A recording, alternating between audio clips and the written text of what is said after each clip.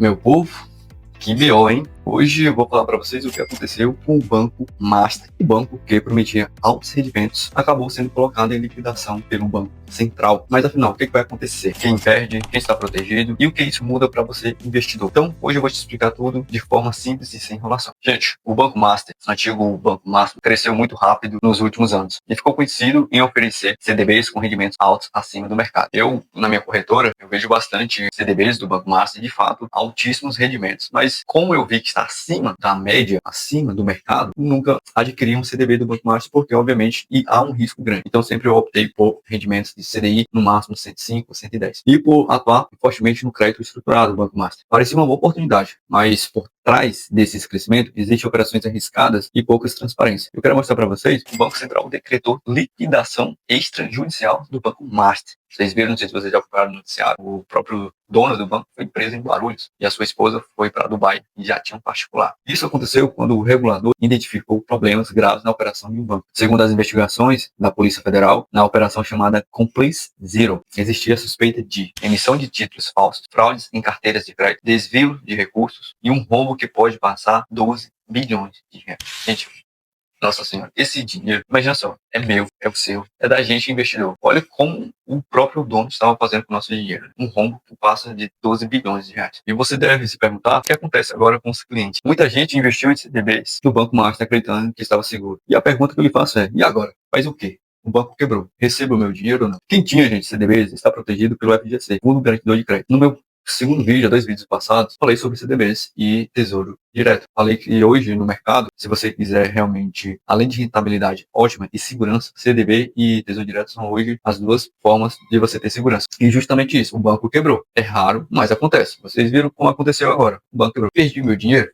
Não, calma. Você não perdeu dinheiro. Você está protegido pelo FGC até 250 mil reais, tá? Por CPF e instituição. Ou seja, se você tinha até esse valor, deve receber. É claro que existe um processo, né? E não é tão imediato. Já vou amanhã mesmo, já vou pegar esse dinheiro. Não, mas você está protegido e vai receber, de qualquer modo, esse valor está protegido até 250 mil. 250 mil reais é muita coisa. Então, se você tem acima de 250 mil, você receberá os 250 mil e o resto você vai receber, mas vai demorar um pouco. E, obviamente, né, quem tinha acima de 200 mil é um problema.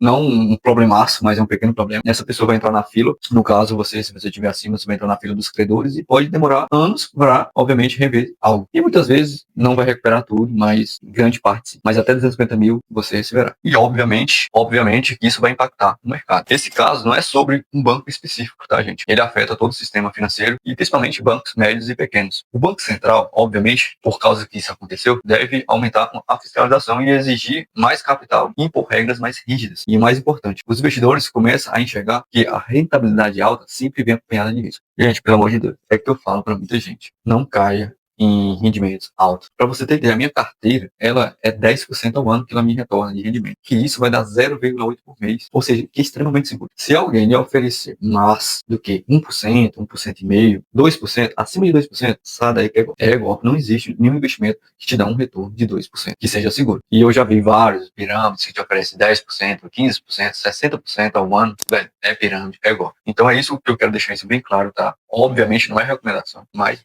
eu quero mostrar isso para vocês, que quando você vê alto rendimento, dê uma pesquisada, dê uma olhada, e se for que está pagando assim que o mercado está pagando, sai daí, é golpe. E por a rentabilidade ser alta, obviamente muita gente caiu, né? E por que tanta gente caiu nessa armadilha? O Banco Master fazia ofertas muito atrativas. Obviamente, quando eu entrava na minha corretora, tinha lá o Banco Master pagando 115, 120% do CDI. Pior disso, é prazo curto. Então você coloca lá, você vê lá o CDB do Banco Master pagando 120% do CDI de 30 dias para você receber. Você coloca ali R$1.000, em 30 dias você recebe um rendimento altíssimo em curto prazo. E o marketing do banco era muito forte, estava em todas as corretoras. Só que isso é um sinal. Se a taxa está acima da média, como eu falei para vocês, né, pouco tempo atrás, o risco também está. O problema é que muita gente olha só para o rendimento e esquece de analisar o emissor, ou seja, o banco. E com isso tudo que aconteceu com o Banco Master, obviamente deixou umas lições, né, para nós investidores, né. Esse caso, na verdade, deixa 5 lições importantes para quem investe e para mim que eu sou investidor. Primeiro, nunca coloque tudo em um único banco, especialmente um banco pequeno como um Banco Master. Imagina só, você compra 10 ovos e põe em uma sacola. Se você está caminhando e tropeça, se cair, obviamente esses 10 ovos quebram. Então sempre é bom diversificar. Coloque um em uma sacola, coloque em outra. A maneira mais fácil de evitar problemas é diversificar. Então, nunca coloque tudo em um só local. E, obviamente, renda fixa não é risco zero. Obviamente, com a taxa da Selic está altíssima, está 15%, possivelmente em 2026 vai dar uma queda, mas muitos